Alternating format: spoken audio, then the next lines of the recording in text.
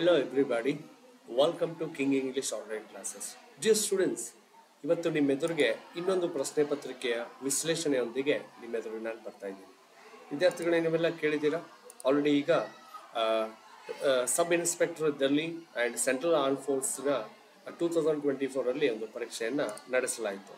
ಅದರ ವಿಶ್ಲೇಷಣೆ ಏನಿದೆ ಅಂತ ಅದರ ಕುರಿತು ನಾವು ಇವತ್ತು ನೋಡೋಣ.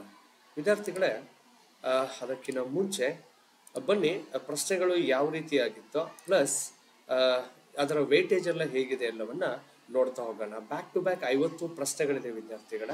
ಒಂದೊಂದಾಗಿ ನೀವು ಮಾರ್ಕ್ ಮಾಡಿರುವಂಥ ಆನ್ಸರ್ಸ್ಗಳು ಸರಿಯಾಗಿದ್ರೆ ಯಾಕೆ, ಹೇಗೆ, ಅನಾಲಿಸಿಸ್ ಇನ್ ದ ಸೆನ್ಸ್ ನಿಮ್ಮ ಉತ್ತರಗಳು ಸರಿಯಾಗಿದ್ರೆ ಯಾವ ರೀತಿ, ಗ್ರಾಮರ್ ಏನು ಹೇಳುತ್ತೆ, ಅದನ್ನೆಲ್ಲ ಎಳೆಯಾಗಿ ನೋಡ್ತಾ ಹೋಗೋಣ. Well, so this is Basavaraj S V, your ace English trainer. ಬನ್ನಿ ಮೊದಲೇ ಪ್ರಶ್ನೆ ನೋಡೋಣ. Students, ಪ್ರಶ್ನೆ ಪತ್ರಿಕೆ sub inspector in Delhi central arm forces examination 2024. You can call it SICPO and CAPF 2024. well, ಮೊದಲನೇ ಪ್ರಶ್ನೆ ಬಂದು ಸ್ಪೆಲ್ಲಿಂಗ್ ಎರರ್ಸ್ ರಿಲೇಟೆಡ್ ಇದೆ. The movie is just beginning ಅಂತ ಕೊಟ್ಟಿದ್ದಾರೆ. The movie is just beginning.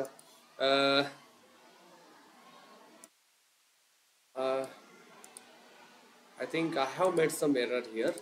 Single N ಇದೆ. The movie is just beginning. ಇಲ್ಲಿ spelling error ಏನಿದೆ, beginning spelling wrong ಕೊಟ್ಟಿದ್ದಾರೆ. ಸರಿಯಾದ ಉತ್ತರ ಯಾವುದು? Option 3 BEGINNING. ಸಿಂಪಲ್ ಆಗಿರುವಂತಹ ಪ್ರಶ್ನೆ, ವ್ಯಾಕ್ಯಾಬ್ ಬೇಸ್ಡ್ ಆಗಿದೆ. ನೆಕ್ಸ್ಟ್ ಬಂದು ಇನ್ಕರೆಕ್ಟ್ಲಿ ಸ್ಪೆಲ್ಡ್ ವರ್ಡ್ ಯಾವುದಿದೆ ಅಂತ ಕೇಳಿದ್ದಾರೆ. ನ್ಯಾಸ್ಟ್ರಾಲಜಿಯಾ ಕರೆಕ್ಟ್ ಆಗಿದೆ, ಲುಮಿನಿಯಸ್ ಕರೆಕ್ಟ್ ಆಗಿದೆ, ಗ್ರೆಗೇರಿಯಸ್ ಕೂಡ ಕರೆಕ್ಟ್ ಆಗಿದೆ, ಆಂಬಿಜಿಯಸ್ ರೈಟ್, AMBIGI ಮಿಸ್ ಆಗಿದೆ. ಸೊ AMBIGIOUS ಆಗಬೇಕು. ಸೊ ಇದು ಇನ್ಕರೆಕ್ಟ್ಲಿ ಸ್ಪೆಲ್ಡ್, ಲಾಕ್ ಮಾಡ್ಬೋದು. ವಿದ್ಯಾರ್ಥಿಗಳೇ, ಕಿಂಗ್ ಇಂಗ್ಲಿಷ್ ಆನ್ಲೈನ್ ಕ್ಲಾಸಲ್ಲಿ ಈಗಾಗಲೇ ಸದ್ಯಕ್ಕೆ ಆನ್ಲೈನ್ ಕ್ಲಾಸ್ನಲ್ಲಿ ಮಾರ್ನಿಂಗ್ ಮತ್ತು ಈವ್ನಿಂಗ್ ಬ್ಯಾಚಲ್ಲಿ PDO ತರಗತಿ ನಡೀತಾ ಇದೆ, VO ತರಗತಿ ನಡೀತಾ ಇದೆ. ಅದರ ಜೊತೆಗೆ CGL ಮತ್ತು MTS ತರಗತಿ ಕೂಡ ನಡೀತಾ ಇದೆ. ಯಾರು NDA ಆಕಾಂಕ್ಷಿಗಳಿದ್ದಾರಾ, ಹಾಗೆ MTS, CGL, ಗ್ರೂಪ್ B ಎಕ್ಸಾಮ್ಸ್ಗಳನ್ನು ಕಟ್ಟಿದ್ದೀರಾ, ಖಂಡಿತ ನನ್ನ ಕ್ಲಾಸ್ನ ಜಾಯಿನ್ ಮಾಡಿ. ನಿಮಗೆ ಜಸ್ಟಿಫೇಬಲ್ ಒಂದು ಕೋಚಿಂಗ್ ನಾನು ನಿಮಗೆ ಕೊಡ್ಬೋದು. ನನ್ನ ನಂಬರ್ ಇಲ್ಲಿದೆ 8951880403. ವಿದ್ಯಾರ್ಥಿಗಳೇ, ಪ್ರತಿಯೊಂದು ಕೋರ್ಸ್ ಕೂಡ 22ರಿಂದ 25 ದಿನಗಳ ಕೋರ್ಸ್ ಇರುತ್ತೆ.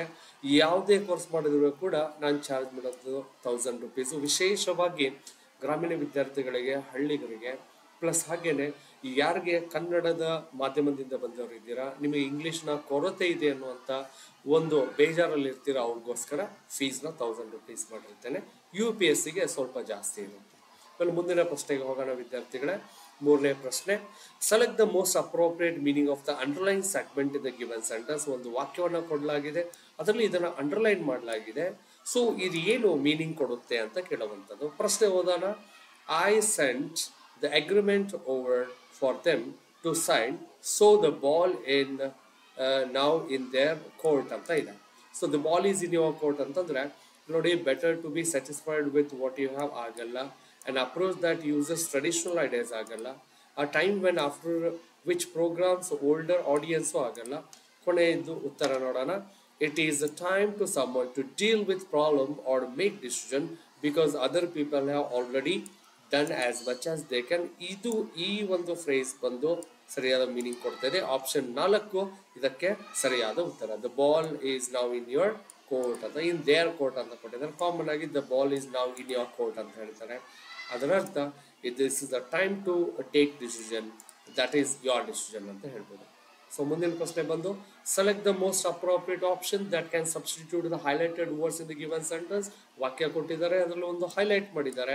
ನಾನು ಅಂಡರ್ಲೈನ್ ಮಾಡಿದ್ದೇನೆ, ಬಟ್ ಇದು ಎಕ್ಸಾಮ್ ಕ್ವಶನ್ ಪೇಪರ್ಲಿ ಹೈಲೈಟ್ ಇದೆ. ನಾನು ಫಾಂಟ್ ಚೇಂಜ್ ಮಾಡೋದ್ರ ಜೊತೆಗೆ ಕಲರ್ ಕಾಂಬಿನೇಷನ್ ಪ್ಲಸ್ ಅಂಡರ್ಲೈನ್ ಮಾಡೋದ್ರ ಜೊತೆಗೆ ನಿಮ್ಮ ಗಮನಕ್ಕೆ ತರೋದಕ್ಕೋಸ್ಕರ ಈ ರೀತಿ ಹೈಲೈಟ್ ಮಾಡಿದ್ದೇನೆ. ಸೆಂಟೆನ್ಸ್ ಬಂದು his interpretation of the fact was impressive ಅಂತ ಕೊಟ್ಟಿದೆ. What are the meaning of interpretation of the facts? ಇದಕ್ಕೆ ಉತ್ತರ ಆಪ್ಷನ್ 3 ಅಂಡರ್ಸ್ಟ್ಯಾಂಡಿಂಗ್ ಆಫ್ ರಿಯಾಲಿಟೀಸ್ ಸರಿಯಾದ ಉತ್ತರ ಆಗುತ್ತೆ. ಮುಂದಿನ ಪ್ರಶ್ನೆ, ಗ್ರಾಮೆಟಿಕಲ್ ಎರರ್ ಏನಿದೆ ನೋಡಿ ಅಂತ ಹೇಳಿದ್ದಾರೆ. ನೋಡೋಣ. ಮೊದಲನೇ ವಾಕ್ಯ, I will be driving into town later on. I will be driving into town ಆಗಲ್ಲ. I could be driving into town later on, ಮತ್ತೆ ಇದು ಆಗಲ್ಲ.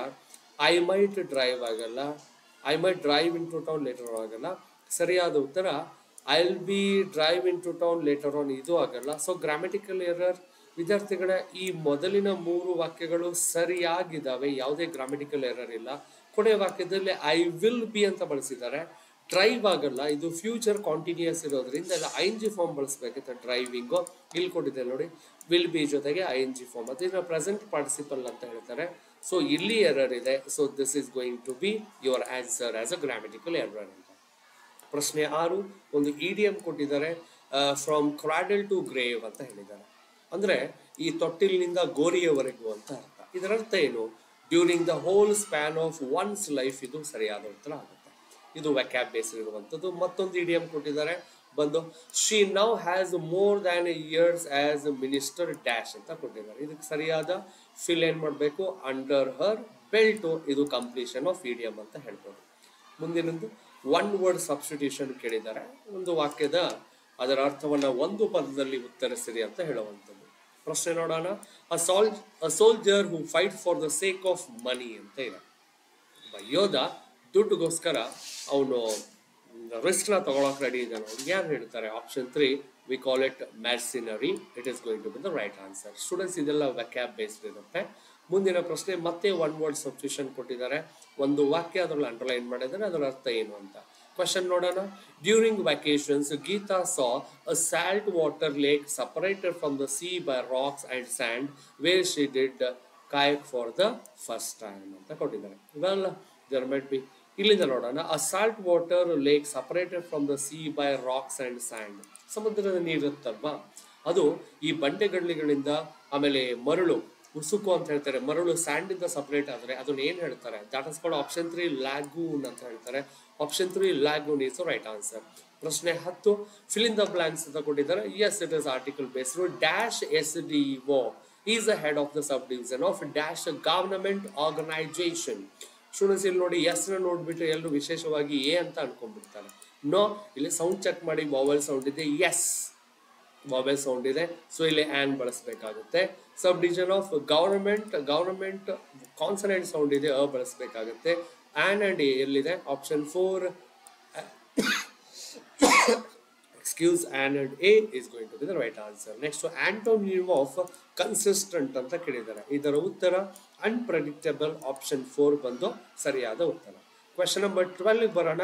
ಎರರ್ ಏನಿದೆ ಫೈಂಡ್ ಔಟ್ ಮಾಡಿ ಅಂತ ಕೇಳಿದ್ದಾರೆ. ವಾಕ್ಯ ಓದ್ತಾ ಇದ್ದೀನಿ. Well, Mrs Rani work for international school. ಓದ್ತಿದ್ದಾಗ ಗೊತ್ತಾಗುತ್ತೆ, ಇಂಟರ್ನ್ಯಾಷನಲ್ ಆಗಲ್ಲ, an international. The reason is international sounds with vowel, so it is an international. option 3 international ಅಲ್ಲ, an international. ಇಲ್ಲಿದೆ ಎರರ್. ಇದು ನಿಮ್ಮ ಉತ್ತರ. ಪ್ರಶ್ನೆ 13, ಒನ್ ವರ್ಡ್ ಸಬ್ಸ್ಟಿಟ್ಯೂಷನ್ ಕೇಳಿದ್ದಾರೆ. ಏನಿದೆ? well, I don't like him because he always disapproves the things or opinion of others. ಇತರರ ಒಪಿನಿಯನ್ಗಳನ್ನ ಅದನ್ನು ಒಪ್ಪದೇ ಇರುವಂತದ್ದು, ತಿರಸ್ಕರಿಸುವಂತದ್ದು, ಅದಕ್ಕೆ ಏನ್ ಹೇಳ್ತಾರೆ? ಇಲ್ಲಿ 4 ಆಪ್ಷನ್ ಕೊಟ್ಟಿದ್ದಾರೆ. Option 3 is critical of others, ಅಂದ್ರೆ ಕ್ರಿಟಿಸೈಸ್, ಬೇರೆಯವರ ಒಂದು ಒಪಿನಿಯನ್ ಕುರಿತು ಕ್ರಿಟಿಸೈಸ್ ಮಾಡಿ ಅಥವಾ ಅದಕ್ಕೆ ಒಪ್ಪದೇ ಇರೋದು, ತಿರಸ್ಕರಿಸೋದು. Option 3 is the right answer. Well, ಮುಂದಿನ ಪ್ರಶ್ನೆ ಬರೋಣ. ಸಬ್ಸ್ಟಿಟ್ಯೂಟ್ ದ ಅಂಡರ್ಲೈನ್ ಸೆಗ್ಮೆಂಟ್ ಅಂತ ಕೊಟ್ಟಿದ್ದಾರೆ. ಬನ್ನಿ ನೋಡೋಣ. If his father will give money he will buy a sports bike. ಇದು ಓದ್ತಿದ್ದಂಗೆ ಗೊತ್ತಾಗುತ್ತೆ ವಿದ್ಯಾರ್ಥಿಗಳೇ. ಗ್ರಾಮರ್ ಅಲ್ಲಿ ಕಂಡೀಷನಲ್ಸ್ ಅಂತ ಇದೆ. ನಾನು ಸುಮಾರು ವಿಡಿಯೋಗಳಲ್ಲಿ ಹೇಳಿದ್ದೀನಿ. ಕಂಡೀಷನಲ್ 0, ಕಂಡೀಷನಲ್ 1, ಕಂಡೀಷನಲ್ 2, ಕಂಡೀಷನಲ್ 3 ಅಂತ ಟೋಟಲ್ ಆಗಿ 4 ಇದೆ. 0 ಇಂದ ಆರಂಭ ಆಗುತ್ತೆ. If his father give money ಆಗಲ್ಲ, right? If his father give money, if his father will give money ಅಂತಿದೆ. Let me cross check. If his father gives money. Students, ಇದು ಉತ್ತರ ಸರಿಯಾದದ್ದಲ್ಲ. ಇಲ್ಲಿ ಸರಿಯಾದ ಉತ್ತರ ಬಂದು if his father gives money ಆಗ್ಬೇಕು. ಇದು ಸರಿಯಾದ ಉತ್ತರ. ಯಾಕಂದ್ರೆ ಒಂದು ಸಿಂಪಲ್ ಪ್ರೆಸೆಂಟ್ ಇದ್ದಾಗ ಇನ್ನೊಂದು ಸಿಂಪಲ್ ಫ್ಯೂಚರ್ ಆಗುತ್ತೆ. ಇದು ಒನ್ ಆಫ್ ದ ಕಂಡೀಷನಲ್ಸ್ ಅಲ್ಲಿ. ಆಪ್ಷನ್ 2 ಬಂದು ಸರಿಯಾದ ಉತ್ತರ. ದಿಸ್ ಇಸ್ ಕಾಲ್ಡ್ ಇಫ್ ಕಂಡೀಷನಲ್ಸ್ ಅಂತ ಹೇಳ್ತಾರೆ. Well, I just remove it and I just place here. This is going to be the right answer. ಎಲ್ಲ ಪ್ರಶ್ನೆ 15, ಸೈನೋನಿಮ್ ಸಮಾನಾರ್ಥಕ ಪದ. ಇಂಡಿಜೆಂಟ್ ಇದರ ಸಮಾನಾರ್ಥಕ ಪದ. Option 2 impoverished. This is going to be the right answer. You can lock it. Well, error in the given sentence ಅಂತ ಕೇಳಿದ್ದಾರೆ. Mohan insisted to go there ಅಂತ ಇದೆ. Mohan insisted to go there. ಏನ್ ಎರರ್ ಇದೆ? Well, error is with the ವರ್ಬ್ಗೆ to go ಯಾವುದೇ ಇಲ್ಲ, error ಇಲ್ಲ. The correct sentence should be like this: Mohan insist going there ಆಗಲ್ಲ. Next, error is in the sentence formation, like preposition and gerund are required ಅಂತ ಕೇಳಿದ್ದಾರೆ.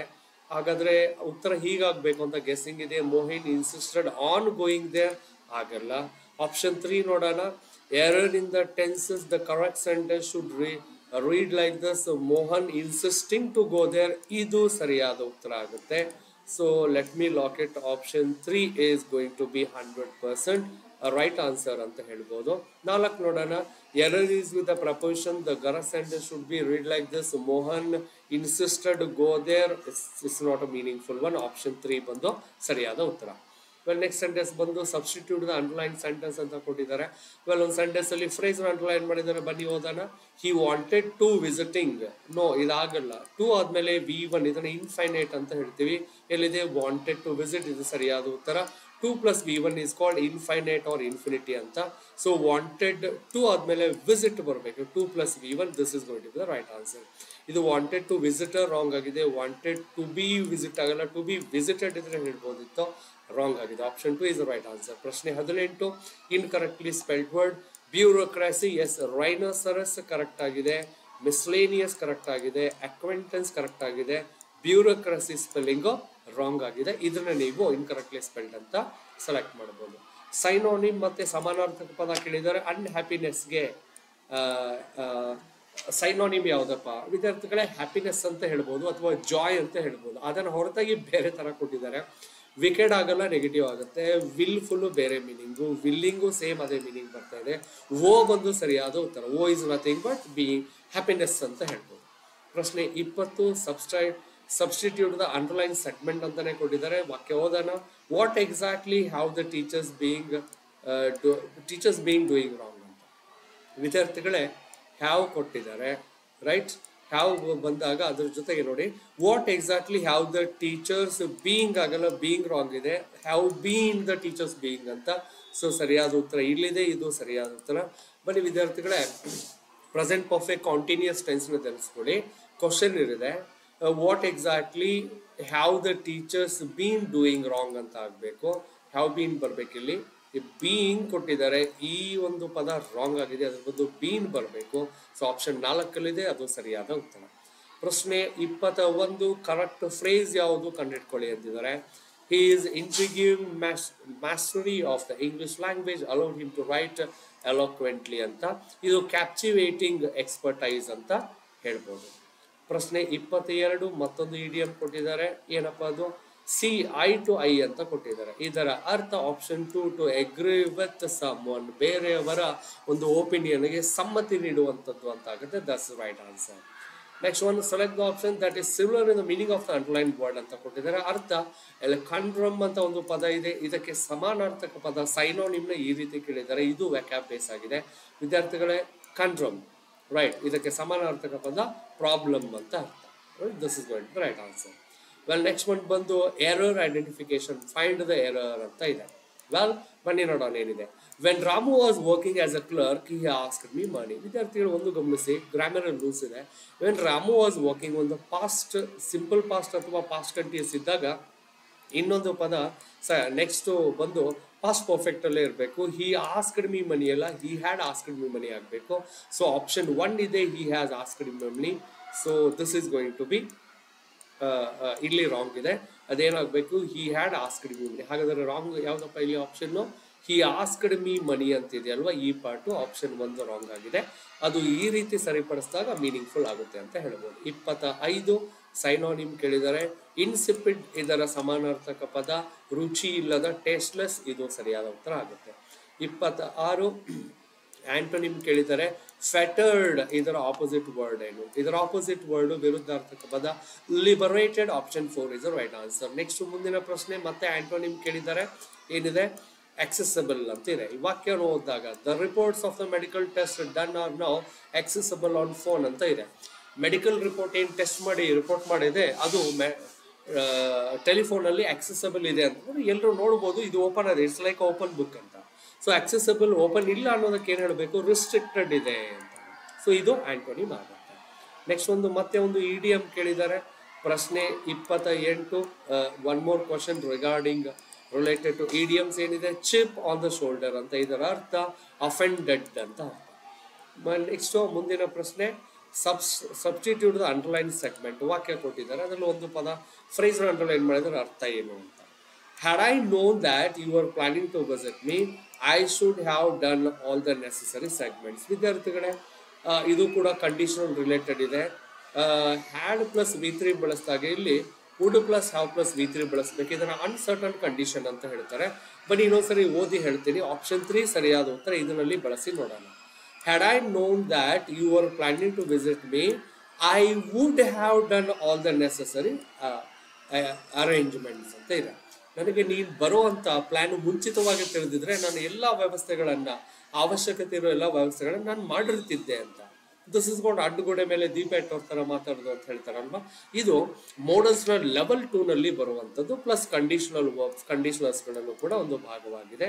So I would have made all the necessary arrangements is going to be the right answer. Question number 30, good luck ಅಂತ ಕೊಟ್ಟಿದ್ದಾರೆ. ಇದರ ಅರ್ಥ ಏನು? The meaning of the which of the following option is good luck? What do you mean by good luck? Second banana ಆಗಲ್ಲ, break a leg ಆಗುತ್ತೆ, all wet ಆಗಲ್ಲ, hang in there ಆಗಲ್ಲ. good luck in the sense ಇದರ ಇನ್ನೊಂದು ಅರ್ಥ break a leg ಅಂತ ಹೇಳ್ತಾರೆ. break a leg ಗೆ ಪದಗಳ ಮೀನಿಂಗ್ ಹೋಗಕ್ಕೆ ಹೋಗಬೇಡಿ. ಇದರ ಅರ್ಥ good luck in the sense break a leg. I wish you break your leg ಅಂತ ಹೇಳ್ತಾರೆ. I wish you good luck ಅಥವಾ all the best ಅಂತ ಹೇಳಿದ್ರು. ನೆಕ್ಸ್ಟ್ ಮುಂದಿನ ಪ್ರಶ್ನೆ ಒನ್ ವರ್ಡ್ ಸಬ್ಸ್ಟಿಟ್ಯೂಷನ್ ರಿಲೇಟೆಡ್ ಇದೆ ವಿದ್ಯಾರ್ಥಿಗಳೇ. ನೋಡೋಣ ಏನಿದೆ. A person who is filled with excessive enthusiasm, ತುಂಬಾನೇ ಉತ್ಸಾಹದಿಂದ ತುಂಬಿರುವಂತ ಆ ವ್ಯಕ್ತಿಯನ್ನ ಏನ್ ಕರೀತಾರೆ? ದಟ್ ಇಸ್ ಕಾಲ್ಡ್ ಎಕ್ಸ್ಟ್ರೋವರ್ಟ್ ಅಂತ ಹೇಳ್ತಾರೆ. This is going to be the right answer, option 2. ಪ್ರಶ್ನೆ 32, ಇಡಿಯಂ ಕೇಳಿದರೆ nip in the bud means what? Option 2, to suppress something at an early stage, ಅಂದ್ರೆ ಅದು ಚಿಗುರು ಹೊಡೆಯಕ್ಕಿಂತ ಮುಂಚೆ ಅದನ್ನು ಹೊಸಕ ಹಾಕಿ ಎನ್ನುವುದು ಅಂತ ಹೇಳ್ತಾರೆ. ಇಲ್ಲೇ ಇದೆ ನೋಡಿ, ನಿಪ್ ಇನ್ ದ ಬಡ್ ಅಂತ. ಅದು ಮೊಳಕೆ ಹೊಡೆಯಕ್ಕಿಂತ ಮುಂಚೆನೆ ಅಥವಾ ಅದು ಮೊಗ್ಗಾಗಿರುವಾಗಲೇ ಅದನ್ನು ಚಿವಿಟಿ ಹಾಕೋದು ಅಂತ ಹೇಳ್ತಾರೆ. Option 2 is quite familiar with the given question. Well, antonym ಕೇಳಿದ್ದಾರೆ. ಪ್ರಶ್ನೆ 33, ಕವರ್ಡ್ ಐಸ್ ಅಂದ್ರೆ ಹೇಡಿತನ ಅಂತ ಹೇಳ್ತಾರೆ. ಇದಕ್ಕೆ ಆಪೋಸಿಟ್ ಹೆಜಾರ್ಡ್ ಬಂದು ಅಪಾಯ ಆಗುತ್ತೆ, ವೀಗರ್ ಅಂದ್ರೆ ಸತ್ವ ಆಗುತ್ತೆ, ಅಬಂಡನ್ಸ್ ಅಂತಂದ್ರೆ ಸಾಕಷ್ಟು ಅಂತ ಆಗುತ್ತೆ, ಎನಫ್ ಅಂತ ಆಗುತ್ತೆ. So antonym of coward is ಹೇಡಿತನಕ್ಕೆ ಇದಕ್ಕೆ ನಾವು ಶೌರ್ಯ ಅಥವಾ ಶೇರ್ದಿಲ್ ಅಥವಾ ಬ್ರೇವ್ ಹಾರ್ಟ್ ಅನ್ನೋದಕ್ಕೆ boldness is the right answer. ಪ್ರಶ್ನೆ 34, ದ ಸ್ಪೆಲ್ಲಿಂಗ್ ಎರರ್ ಅಂತ ಕೇಳಿದ್ದಾರೆ. They brought their dog to the park for a walk ಅಂದ್ರೆ ಬ್ರಿಂಗ್ ಬ್ರಾಟ್ BROUGHT ಆಗಬೇಕು. ಆಪ್ಷನ್ 2 ನಲ್ಲಿ ಇದೆ, ಇದು ಸರಿಯಾದ ಉತ್ತರ. ಪ್ರಶ್ನೆ 35, ಇಡಿಯಂ ಕೇಳಿದರೆ. A piece of biscuit, idiom ಕೊಟ್ಟು ಇದು ಕರೆಕ್ಟ್ ಆಗಿದೆಯಾ, ಈ ಭಾಗವನ್ನ ಚೇಂಜ್ ಮಾಡಿ ಅಂತ. ಇದು ಅ ಪೀಸ್ ಆಫ್ ಬಿಸ್ಕಟ್ ಆಗಲ್ಲ, ಅ ಪೀಸ್ ಆಫ್ ಕೇಕ್ ಆಗುತ್ತೆ. ಅ ಪೀಸ್ ಆಫ್ ಬಿಸ್ಕಟ್ ಆಗಲ್ಲ. A piece of no toast no, a piece of ಟಾಟ್ no, a piece of pastry no, a piece of cake ಅನ್ನ ಬಳಸಿ ಉಂಟು. ಬಿಸ್ಕಟ್ ಬಂದು ಸಬ್ಸ್ಟಿಟ್ಯೂಟ್ ವಿತ್ ಕೇಕ್ ಸರಿಯಾದ ಉತ್ತರ ಆಗುತ್ತೆ. ಪ್ರಶ್ನೆ 36, ಮತ್ತೊಂದು ಇಡಿಯಮ್ಸ್ ಕೇಳಿದ್ದಾರೆ. ಸ್ಪಿಲ್ ದ ಬೀನ್ಸ್ ಅಂತ, ಗುಟ್ಟನ್ನ ರಟ್ಟಾಗಿಸೋದು, ಪೋಲ್ ಕೋಲ್ನ ಹೇಳ್ತಾರೆ. Reveal a secret, option 1 is right answer. ಪ್ರಶ್ನೆ 37, ಮತ್ತೆ ಒನ್ ವರ್ಡ್ ಸಬ್ಸ್ಟಿಟ್ಯೂಟ್ ರಿಲೇಟೆಡ್ ಪ್ರಶ್ನೆಯನ್ನ ಕೇಳ್ತಾ ಇದ್ದಾರೆ. ನೋಡೋಣ. The liberal leadership simply join the rank of the existing government by the few ಅಂದ್ರೆ ಸರ್ಕಾರ ಕೆಲವೇ ಜನಗಳಿಂದ ನಡೀತಿರುವಂತ ಸರ್ಕಾರವನ್ನು ಏನ್ ಹೇಳ್ತಾರೆ? ದಟ್ ಇಸ್ ಕಾಲ್ಡ್ ಆಲಿಗ್ಯಾರ್ಕಿ ಅಂತ ಆಗುತ್ತೆ. ಆಪ್ಷನ್ 5 ಸರಿಯಾದ ಉತ್ತರ. ಇದು ವ್ಯಾಕ್ಯಾಬ್ ಬೇಸ್ಡ್ ಆಗಿದೆ. ನೆಕ್ಸ್ಟ್ ಒಂದು ಸೈನೋನಿಮ್ ಕೇಳಿದರೆ. ಮುಂದಿನ ಪ್ರಶ್ನೆ ಸಮಾನಾರ್ಥಕ ಪದ. ಕ್ವಶನ್ ಬಂದು ಹ್ಯಾಬಿಚುಯಲ್ ಅಂತ ಕೇಳಿದ್ದಾರೆ. ಹ್ಯಾಬಿಚುಯಲ್ ಅರ್ಥ ಇದರ ಸೈನೋನಿಮ್ ಬಂದು ಕಾಂಟಿನ್ಯೂಯಸ್ ಅಂತ. ಕೆಲವೊಂದು ಅಭ್ಯಾಸಗಳಿದೆ. ಬೆಳಗ್ಗೆ ಬೇಗ ಹೇಳುವಂಥದ್ದು, ಪ್ರಾರ್ಥನೆ ಮಾಡುವಂಥದ್ದು, ರಾತ್ರಿ ಮಲಗೋಕಿನ ಮುಂಚೆ ಪುಸ್ತಕವನ್ನು ನೋಡುವಂಥದ್ದು, ಜನರಿಗೆ ಸಹಾಯ ಮಾಡುವಂಥದ್ದು ನನಗೆ ಹ್ಯಾಬಿಟ್, ಅಭ್ಯಾಸವಾಗಿದೆ ಅಂತ. ಅದು ಕಾಂಟಿನ್ಯೂಯಸ್ ಆಗಿರುತ್ತೆ. ಸೈನೋನಿಮ್ ಬಂದು ಡೈವರ್ಸ್ ಆಗಲ್ಲ, ಕನ್ಸಿಡರೇಟ್ ಆಗಲ್ಲ, ಪಾರ್ಟಿನೆಂಟ್ ಆಗಲ್ಲ. ಸಿದಿ 2, 3 ಅಂಕರು ಎಲಿಮಿನೇಟ್ ಮಾಡಿದಾಗ 1 ಮತ್ತೆ 4 ಅಲ್ಲಿ 4 is a right synonym. Next incorrectly spelled word ಯಾವುದು ಅಂತ ಕೇಳಿದ್ದಾರೆ. ಎಲ್ಲ 4 ಸ್ಪೆಲ್ಲಿಂಗ್ಸ್ಗಳಿದೆ. ಒಂದು ಗ್ಯಾಲೆಂಟ್ರಿ ಅಂತಿದೆ, ವ್ಯಾಗಬಾಂಡ್ ಅಂತಿದೆ, ವಿಥೇರಿಂಗ್ ಅಂತಿದೆ, ಆ್ಯಂಡ್ ನೊಟೇಷನ್ ಅಂತಿದೆ. ಗ್ಯಾಲೆಂಟ್ರಿ ಕರೆಕ್ಟ್ ಆಗಿದೆ, ವ್ಯಾಗಬಾಂಡ್ ಕರೆಕ್ಟ್ ಆಗಿದೆ, ನೊಟೇಷನ್ ಕರೆಕ್ಟ್ ಆಗಿದೆ. ವಿದರಿಂಗ್ ಅಂದ್ರೆ WITHER, ವಿದರಿಂಗ್ ಅಂತಂದ್ರೆ ಲೈಕ್ ಹೂಗಳು ಬಾಡೋದು ಹಿಂದಿನಲ್ಲಿ ಮುರ್ಜಾನ ಅಂತ ಹೇಳ್ತಾರೆ. ಉದರಿಂಗ್ ಕೊಟ್ರೆ ಬೇಡ, ವೆದರಿಂಗ್ ಅಂತ. ಉದರಿಂಗ್ ಹೈಟ್ಸ್ ಅಂತ ಆಪ್ಷನ್ ಇಂಗ್ಲಿಷ್ ಅಲ್ಲಿ ನೋಡಿರ್ತೀರ, ಅದು ಸರಿ ಅನಿಸ್ತಾ ಇಲ್ಲ. ಲೈಕ್ ಇಲ್ಲಿ ವೆದರಿಂಗ್ ಅಂದ್ರೆ ಹೂವು ಬಾಡುವುದು ಅಂತ, ಅಥವಾ WITHERING ಇಲ್ಲಿ ರಾಂಗ್ ಇದೆ, this is incorrectly spelled word ಅಂತ ಹೇಳ್ಬೋದು. ನೆಕ್ಸ್ಟ್ ಗ್ರಾಮೆಟಿಕಲಿ ಎರರ್ ಕೇಳ್ತಾ ಇದ್ದಾರೆ. Most of the committee are here to decide the fate of the ancient building ಅಂತ. ಕೆಲವು ಕೀ ಆನ್ಸರ್ಸ್ಗಳಲ್ಲಿ ಇದನ್ನ ಸರಿಯಾದ ಉತ್ತರ ಅಂತ ಕೊಟ್ಟಿದ್ದಾರೆ. No, not at all students. ಇಲ್ಲಿ ಸ್ಪೆಲ್ಲಿಂಗ್ ಚೆಕ್ ಮಾಡಿ, DESIDE ಆಗಬೇಕು verb. Decide the fate of, ಇದು ಸರಿಯಾದ ಉತ್ತರ. ಕೀ ಆನ್ಸರ್ಸ್ಗಳಲ್ಲೂ ಕೂಡ ಮೋಸ್ಟ್ಲಿ ಎರರ್ ಆಗಿರಬೇಕು ಬೈ ಮಿಸ್ಟೇಕ್. ವಿಶೇಷವಾಗಿ ಡಿಪಾರ್ಟ್ಮೆಂಟ್ ಇಂದ ಕೀ ಆನ್ಸರ್ಸ್ಗಳು ರಾಂಗ್ ಇರಲ್ಲ, ಎಲ್ಲ ಒಂದ್ಸರಿ ಗಮನಕ್ಕೆ ಬಾರದೇ ಇದ್ದಾಗ ರಾಂಗ್ ಆಗಿರ್ಬೋದು ಅಂತ ನನಗೆ ಇಲ್ಲಿ ರಾಂಗ್ ಅನಿಸ್ತಾ ಇದೆ. I like this one, this is going to be the right answer in my opinion. I am not criticising anybody. Next ಒಂದು ಕಾಂಪ್ರಹೆನ್ಸಿವ್ ಪ್ಯಾಸೇಜ್ ಕೊಟ್ಟಿದ್ದಾರೆ ವಿದ್ಯಾರ್ಥಿಗಳೇ. ಬ್ಲಾಂಕ್ಸ್ಗಳು ಬಂದಿದೆ ಅಂದ್ರೆ ಇದನ್ನ ಕ್ಲೋಸ್ ಟೆಸ್ಟ್ ಅಂತ ಹೇಳ್ತಾರೆ. ಇದಕ್ಕೊಂದು ಟೆಕ್ನಿಕ್ ಇರುತ್ತೆ, ಆ ಟೆಕ್ನಿಕ್ ಮೇಲೆ ಮಾಡಬೇಕಾಗುತ್ತೆ. ಎನಿವೇಸ್ ಇದನ್ನ ಸ್ಕಿಮ್ಮಿಂಗ್ ಮಾಡಬೇಕಾಗುತ್ತೆ ಒಂದ್ಸರಿ. ಇದು ಏನಿದೆ, ಥೀಮ್ ಏನಿದೆ ಅಂತ ಅರ್ಥ ಮಾಡ್ಕೋಬೇಕು. It was an unusual dark night. In the dash of an enjoyable dream, Jim thought he heard his dog dash loudly. He groaned and glanced, dash his clock sleepy. 12 o'clock, the green fluorescent dash of his clock read. Suddenly, Jim dashed hushed voices outside his house. He immediately became alert and jumped out of bed. As his parents had gone on a holiday, Jim was alone at home. He decided to look who was outside. So spelling error here. This is going to OUTSID. So this is a passage. ಬನ್ನಿ options ಗಳ ನೇರವಾಗಿ answer ಹೇಳ್ತಾ ಹೋಗ್ತೀನಿ ವಿದ್ಯಾರ್ಥಿಗಳೇ. ಇದು technique ಇರುತ್ತೆ, ಆ technique ನ ಈಗ ಹೇಳ್ಕೊಡಕ್ಕಾಗಲ್ಲ. Join my online classes. Those are aspirant for central government job, SSC, RRB, SBA PO, IBPS PO ಮಾಡ್ತಿದ್ದೀರಾ, assistant commandant and group AB ಎಕ್ಸಾಮ್ಗಳಿಗೆ ಕಂಪಲ್ಸರಿ ಕ್ವಶನ್ ಇರುತ್ತೆ. ಇದರೇ ಒಂದು ಟೆಕ್ನಿಕ್ ಇದೆ, ಖಂಡಿತ ನಿಮ್ಗೆ ನಾನು ಹೇಳ್ಕೊಡ್ತೀನಿ. Join my online classes. So ಮೊದಲನೇ ಆನ್ಸರ್ ಬಂದು ಮಿಡಲ್ ಆಗುತ್ತೆ. Second option fill in the blank ಅಲ್ಲಿ ಬಂದು barking is the right answer. Next third option ಬಂದು ದಟ್ ಆಟ್ ಪ್ರಪೋಷನ್ ಬಳಸ್ತಾ ಹೋಗ್ತೀವಿ. ಫೋರ್ತ್ ಬ್ಲಾಂಕ್ ಅಲ್ಲಿ ಹ್ಯಾಂಡ್ಸ್ ಇಸ್ ಅ ಸರಿಯಾದ ಉತ್ತರ. ಅಂಡ್ ಫಿಫ್ತ್ ಬ್ಲಾಂಕ್ ಅಲ್ಲಿ HEARD heard is going to be the right answer. Students, ಈ ಪ್ಯಾಸೇಜ್ಗಳನ್ನು ನೀವು ಪಾಸ್ ಮಾಡ್ಕೋಬಹುದು, ಒಂದ್ಸರಿ ನೋಡಿ ಬರ್ಕೊಳ್ಳಿ. ನಾನು ಕೊಟ್ಟಿರುವಂತ ಆಪ್ಷನ್ಸ್ಗಳು ಆಯ್ಕೆ ಮಾಡಿರೋದು ಸರಿಯಾಗಿದೆಯಾ ಕ್ರಾಸ್ ಚೆಕ್ ಮಾಡಿ. 100% ಸರಿಯಾಗಿದೆ. ತುಂಬಾ ಕ್ರಾಸ್ ಚೆಕ್ ಮಾಡೇನೆ ನಾನು ವಿಶ್ಲೇಷಣೆ ಮಾಡ್ತಾ ಇರೋದು. ವೆಲ್, ಇನ್ನೊಂದು ಕಾಂಪ್ರಹೆನ್ಸಿವ್ ಪ್ಯಾಸೇಜ್ ಕೊಟ್ಟಿದ್ದಾರೆ, ಲೆಂದಿ ಆಗಿದೆ ವಿದ್ಯಾರ್ಥಿ.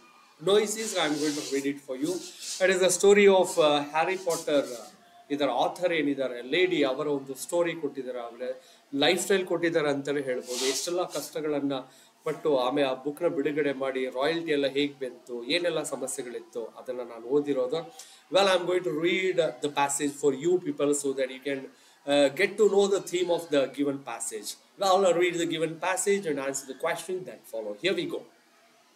The story of Joanna Kathleen Rowling, near magical rise of fame, is almost as well known as a character she creates. Rowling was constantly writing and telling stories to her younger sister Jenny.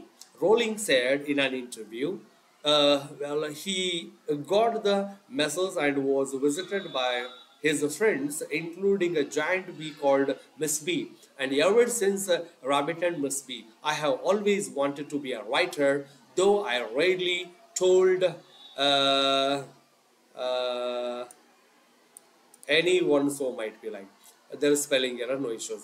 However, my parents, both of whom come from impoverished backgrounds and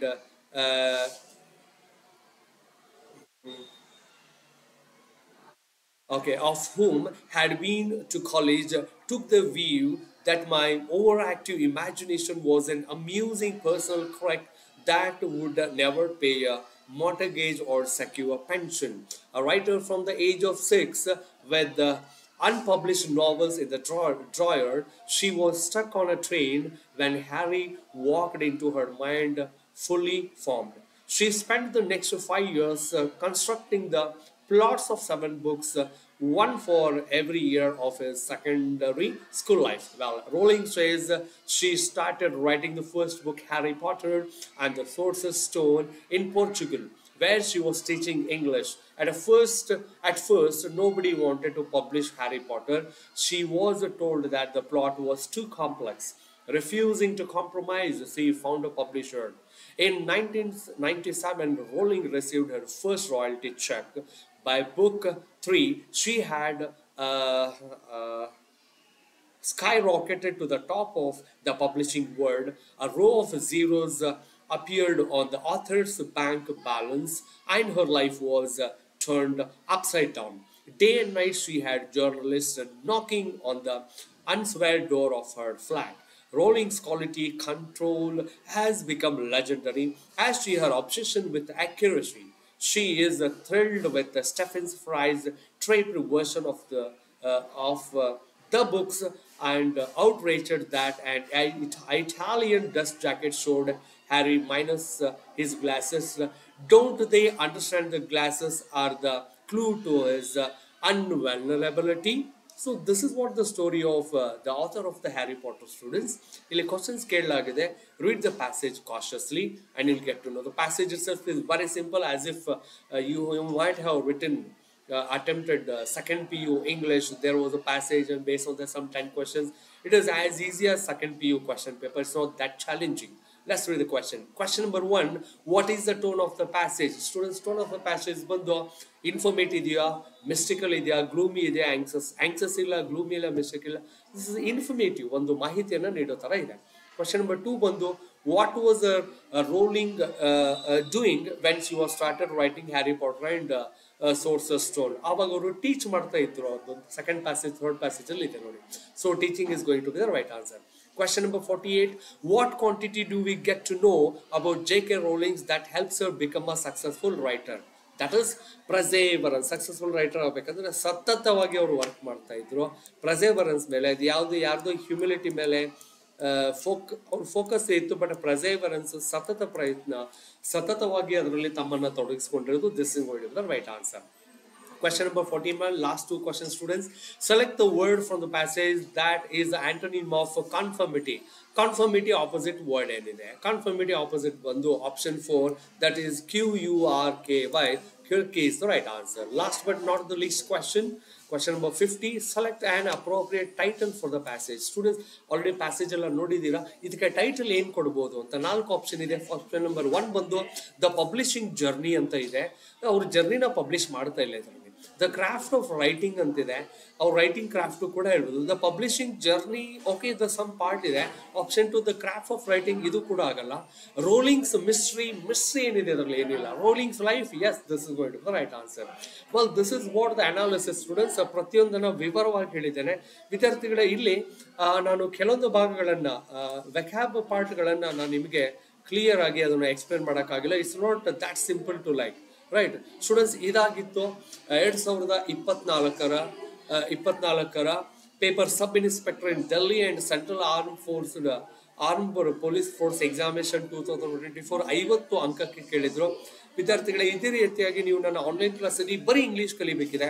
Kannada ಮಾಧ್ಯಮ ಇದ್ದೀರಾ, Urdu medium ಇದ್ದೀರಾ, Marathi medium ಇದ್ದೀರಾ, Hindi medium ಇದ್ದೀರಾ, English ನಿಮಗೆ tough ಆಗಿದೆ, students ನಿಮಗೆ basic ಇಂಗ್ಲಿಷ್ನ ಕಲಿಸ್ಕೊಟ್ಬಿಟ್ಟು ಅದರ ಜೊತೆಗೆ ಇಂಟರ್ಮೀಡಿಯೇಟ್ ಇಂಗ್ಲೀಷು, ಅಡ್ವಾನ್ಸ್ ಇಂಗ್ಲಿಷ್ ಏನಿದೆ, ಪ್ರೋ ಇಂಗ್ಲಿಷ್ ಏನಿದೆ, ಅದರ ಕುರಿತಾಗಿ ನಿಮಗೆ ಪಾಠ ಮಾಡಿಬಿಟ್ಟು ನಿಮ್ಮ ಡ್ಯೂಯಲ್ ಲ್ಯಾಂಗ್ವೇಜ್ ಅಲ್ಲಿ ಪಾಠ ಮಾಡಿಬಿಟ್ಟು ಆಮೇಲೆ ನಿಮ್ಮ ಕ್ವಶನ್ ಪೇಪರ್ ಹೇಗಿರುತ್ತೆ, ನನ್ನದೇ ಆದಂಥ ಕೆಲವೊಂದು 2 ಯೂನಿಟ್ ಟೆಸ್ಟ್ಗಳನ್ನು ಕಂಡಕ್ಟ್ ಮಾಡ್ತೀನಿ.